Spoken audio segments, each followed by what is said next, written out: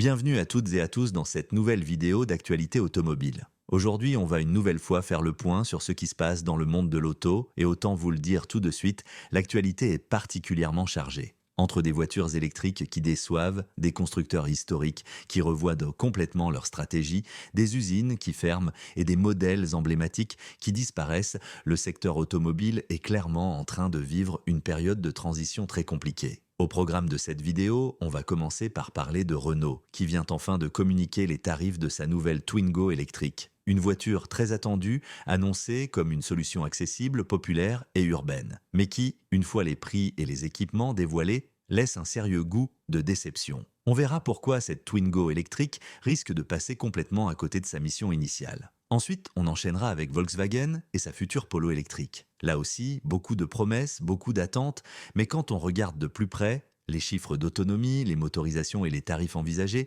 on se rend compte que la réalité est un peu moins enthousiasmante que le discours marketing. On parlera également du virage stratégique de Volkswagen vers les prolongateurs d'autonomie, un sujet extrêmement important pour l'avenir de la voiture électrique en Europe. Toujours, chez Volkswagen, on reviendra sur un événement historique. Pour la première fois en 88 ans d'histoire, Volkswagen ferme une usine en Allemagne. Un symbole fort qui en dit long sur l'état actuel du marché automobile et sur les difficultés rencontrées par les constructeurs européens. Et pour terminer, on parlera de Ford, qui décide tout simplement d'arrêter définitivement le DEF 150 Lightning, son pick-up électrique pourtant présenté comme le fer de lance de sa stratégie électrique. Un abandon qui confirme que même les géants américains commencent sérieusement à douter de la viabilité du tout électrique, au moins à court et moyen terme. Si ce genre d'analyse vous plaît, si vous aimez comprendre ce qui se cache derrière les annonces officielles et les beaux discours marketing, je vous invite vraiment à soutenir la chaîne. Un petit like aide énormément au référencement, un abonnement permet de ne rien rater des prochaines vidéos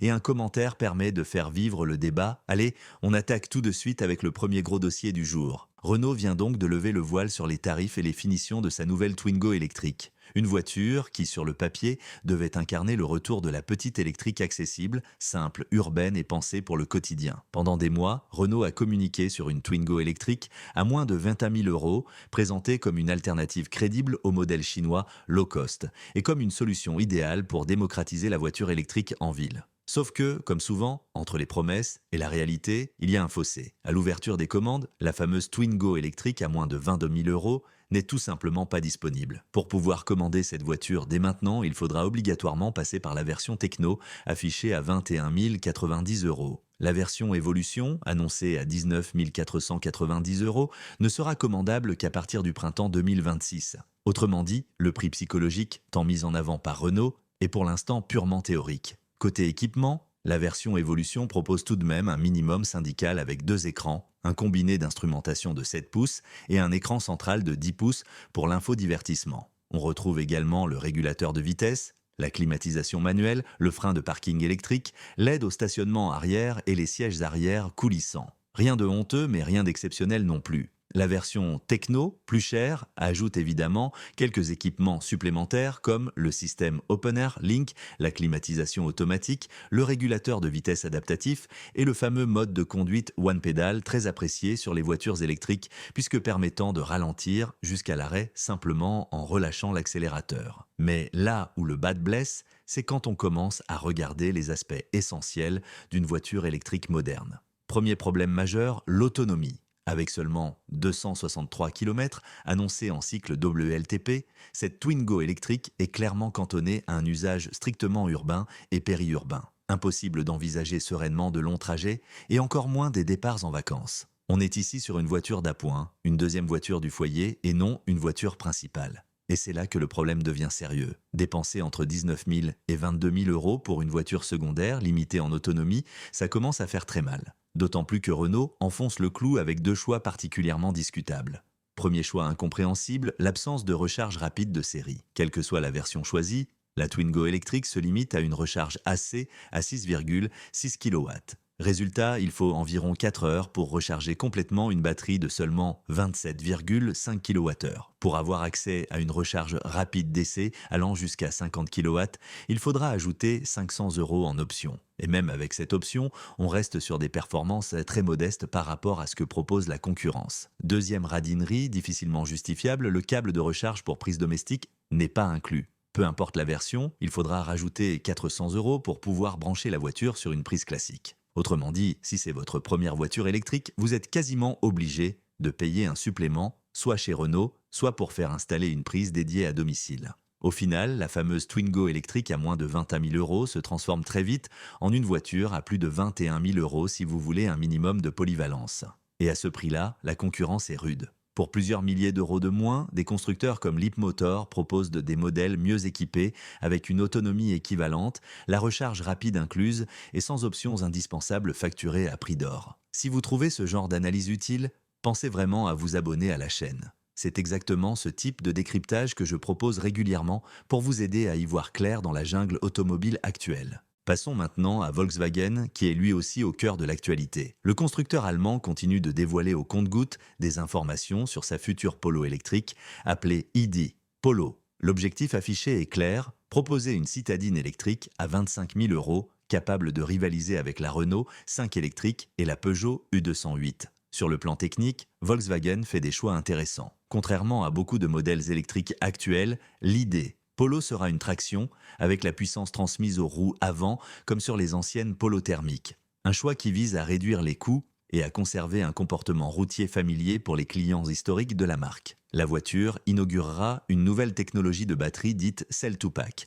où les cellules sont directement intégrées à la structure du véhicule. Cela permet un gain de place, une meilleure rigidité du châssis et potentiellement une réduction des coûts de production. Deux versions sont prévues. Une première avec une batterie LFP de 37 kWh offrant environ 300 km d'autonomie et une seconde avec une batterie NMC de 52 kWh permettant d'atteindre environ 420 km. Problème, le tarif de 25 000 € concernerait uniquement la version 37 kWh la moins autonome. Pour accéder à la version réellement polyvalente, il faudra très probablement mettre plusieurs milliers d'euros de plus.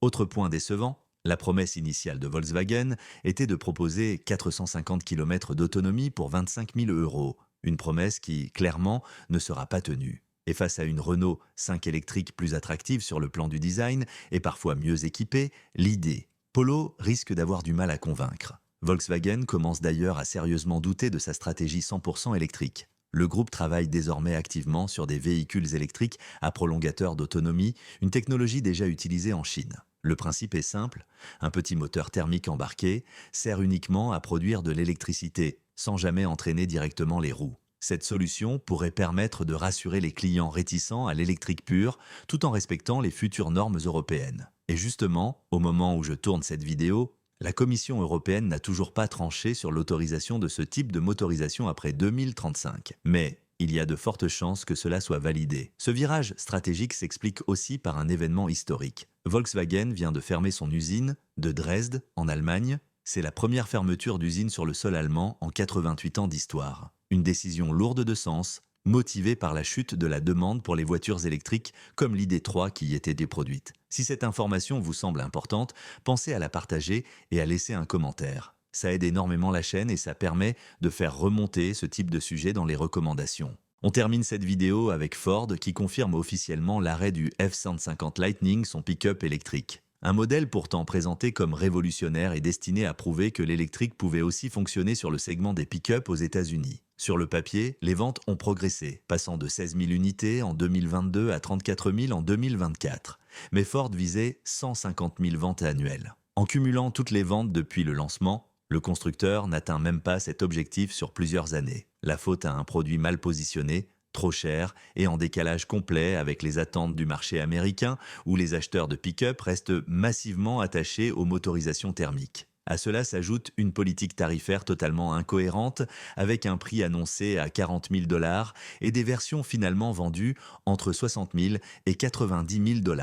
Avec la suppression des aides à l'achat de véhicules électriques aux États-Unis, les perspectives de rebond étaient quasiment nulles. Ford change donc de cap et mise désormais sur des pick-up à prolongateur d'autonomie, tout en continuant de vendre ses versions thermiques traditionnelles. Voilà pour les actus auto du jour. Comme vous avez pu le voir, le secteur automobile traverse une période extrêmement complexe, entre désillusions électriques, fermeture d'usines et stratégies totalement revues. Si cette vidéo vous a aidé à mieux comprendre ce qui se passe réellement dans les coulisses de l'industrie automobile, pensez vraiment à soutenir la chaîne. Un like, Un abonnement, un commentaire ou même un soutien via le bouton rejoindre, ça fait une énorme différence. On se retrouve très vite pour une nouvelle vidéo d'actualité automobile.